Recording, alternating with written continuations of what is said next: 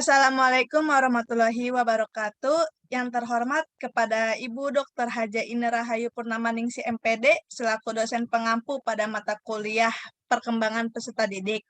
Izinkan saya untuk memperkenalkan diri. Saya Aziza Aulia Latifah dari kelas 2E PJKR. Saya di sini akan menjelaskan materi tentang perkembangan manusia sampai masa humanistis.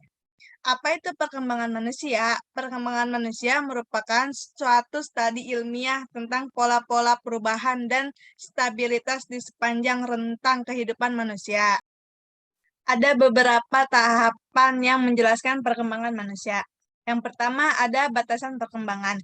Batasan perkembangan dapat didefinisikan sebagai proses di mana si kecil mengalami perubahan seiring berjalannya waktu. Bisa dikatakan perkembangan mengacu pada urutan perubahan fisik, perubahan bahasa, perubahan emosi, dan perubahan pemikiran yang terjadi pada anak sejak lahir hingga awal masa dewasa. Dan yang kedua ada tujuan mempelajari psikologi perkembangan. Tujuan mempelajari psikologi perkembangan dapat didefinisikan membantu siswa secara umum untuk patuh pada proses pembelajaran atau dapat digunakan untuk mengetahui kemampuan dan potensi didik. Dan yang ketiga ada aspek-aspek perkembangan. Aspek-aspek perkembangan. Jadi, aspek-aspek perkembangan ada 6 bagian, diantaranya nilai agama dan moral, fisik dan motorik, kognitif, sosial, sosial emosional, bahasa, dan seni. Dan yang keempat ada periodisasi rentang kehidupan. Periodisasi rentang kehidupan dapat dibagi ke dalam 8 periode, yaitu periode prenatal, masa bayi dan toddlerhood, masa kanak-kanak awal, usia sekolah, remaja, dewasa muda, dewasa madya, dan dewasa akhir.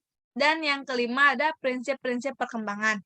Prinsip-prinsip perkembangan dapat didefinisikan pola-pola umum dalam suatu proses perubahan alamiah yang teratur. Dan yang keenam ada faktor-faktor yang mempengaruhi perkembangan.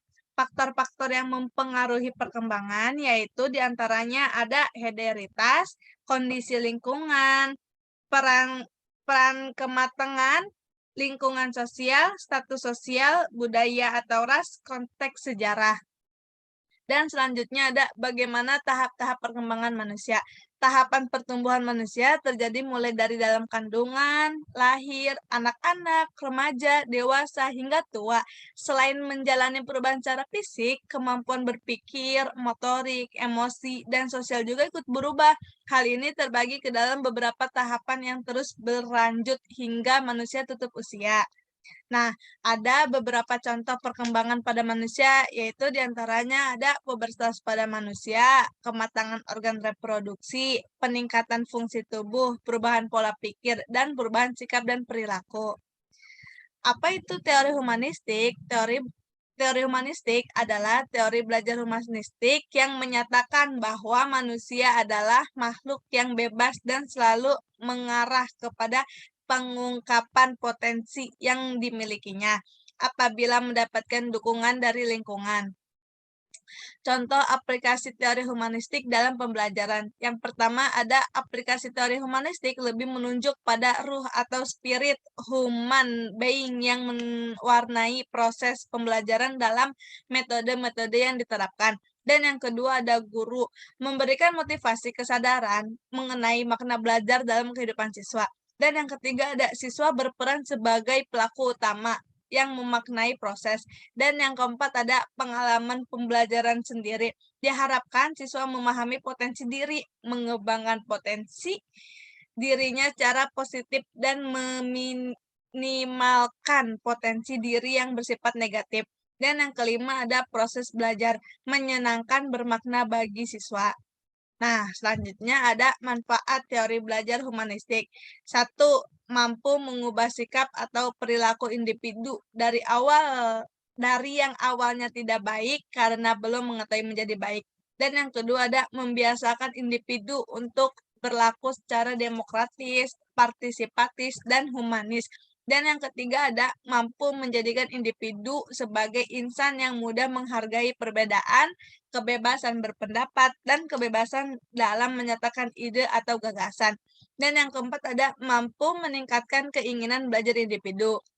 Nah, selanjutnya ada ciri-ciri teori belajar humanistik. Jadi, yang pertama ada menekankan pada aktualisasi diri individu atau manusia sebagai sosok individu yang bisa mengeksplorasi dirinya. Dan yang kedua ada proses merupakan hal penting yang menjadi fokus belajar. Dan yang ketiga ada melibatkan peran aspek kognitif dan afektif. Dan yang keempat ada mendepankan pengetahuan atau pemahaman.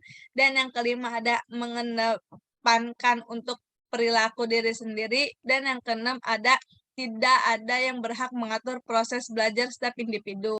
Cukup sekian materi dari saya. Wassalamualaikum warahmatullahi wabarakatuh.